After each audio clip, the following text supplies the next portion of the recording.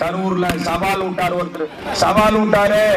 சவால் விட்டவர் இங்க இல்ல, ஆனா நான் சவால் விட்டேன், இங்க இருக்கிறேன். அவர் எங்க போயிட்டாரு? கோயம்புத்தூர் போயிட்டார். ஆனா கோயம்புத்தூர் போயிட்டாலும் கரூர்ல அவரோட கணக்கு பிள்ளை ஒருத்தர் வேட்பாளரை போட்டிருக்கார். அவருக்கு கைக்கு அடக்கமான வேட்பாளரை போட்டிருக்கார். இப்ப நம்ம ஓட்டு கேட்க போற பக்கமெல்லாம் மக்களை ஏற்றிட்டு போயிடுறாங்க. ஏற்றிட்டு போய் என்ன பண்றாங்க? பணம் கொடுக்கறாங்க, சாராயம் கொடுக்கறாங்க, சாப்பாடு கொடுக்கறாங்க. ஆனா ஏன்னா அவங்களுக்கு தோல்வி பயம் வந்துருச்சு. தோத்து போயிடும் தோல்வி பயம் வந்துருச்சு. அதனாலதான் சொல்றேன், நான் அன்னைக்கு சொன்னேன், இப்பவும் சொல்றேன், இன்னைக்கு ஓட்டுக்கு 6000 ரூபாய் கொடுக்கறாங்க. எவ்வளவு? 6000 ரூபாய் கொடுக்கறாங்க. அவங்க பணத்தை நம்பி தேர்தல் நிக்கிறாங்க. நான் எனது தாய்மார்களாகிய மக்களை நம்பி தேர்தல் நிற்கிறேன். பணம் ஜெயிக்குமா, பாசம் ஜெயிக்குமா? பாசம் தான் ஜெயிக்கணும். ஏன்னா நான் நீங்க எல்லாம் ஓட்டு போட்டு அம்மா என்னை அமைச்சராக்கினாங்க.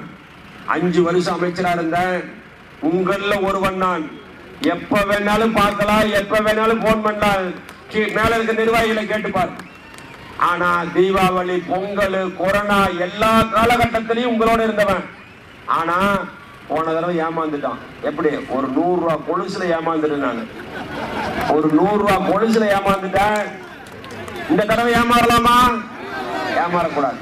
ஆனா அப்படி 100 ரூபாய் கொலுசை கொடுத்து ஏமாத்தி ஜெயிச்சவரு நன்றி சொல்ல வந்தாரா? வரமாட்டார். அவரு வரமாட்டார். இப்ப ஆட்டா அண்டா குண்டா வந்துருச்சா இல்லையா?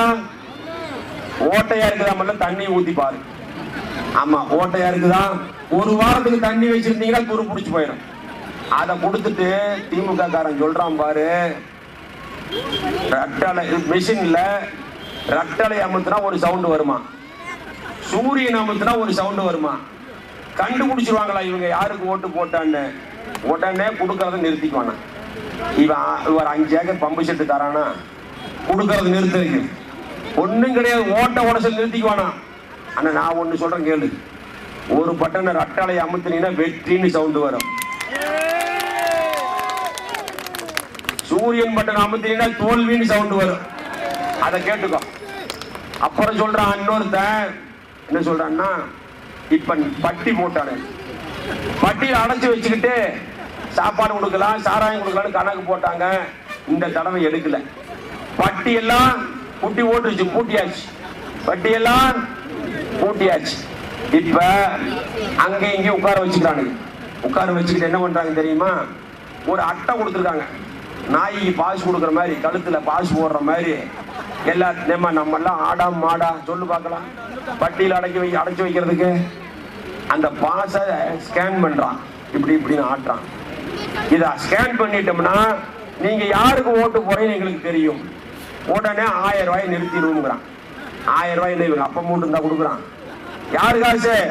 மக்களோட காசு. 1000 ரூபாய் நிறுத்திடுவோங்கிறான். நான் கேட்கிறேன், இன்னும் 15 போனா உனக்கே 1000 ரூபாய் நாங்க தான் தரணும். 2000 ரூபாய்.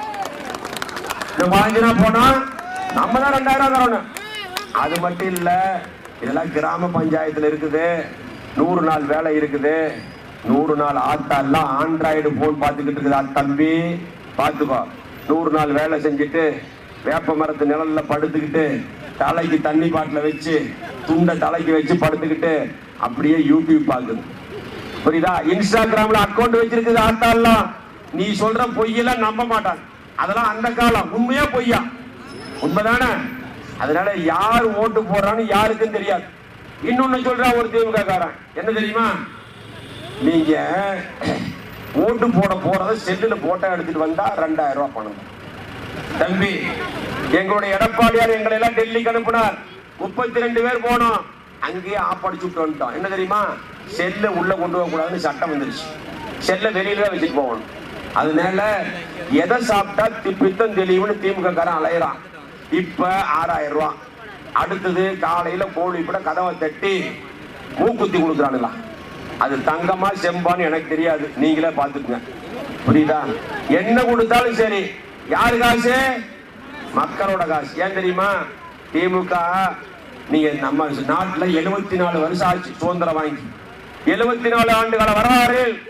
தமிழ்நாட்டினுடைய கடன் கொரோனாவை சேர்த்து 4,80,000 கோடி. ஆனா ஒரே 5 வருஷத்துல 5,4 லட்சம் கோடி கடன் வாங்கிட்டானம்மா. 5.25 லட்சம் கோடி கடனை வாங்கி 4 லட்சம் கோடி ஊழல். அதுல 1 லட்சம் கோடி ஊழல் பண்ணது யாரு தெரியுமா? நம்ம ஊரு சாராய மந்திரி. யாரு? இங்கிருந்து போனார்ல 10 ரூபாய் பாட்டு. அவர் 1 லட்சம் கோடி ஊழல் பண்ணி 50,000 கோடி கருணாநிதி குடும்பத்துக்கு கொடுத்துட்டார்.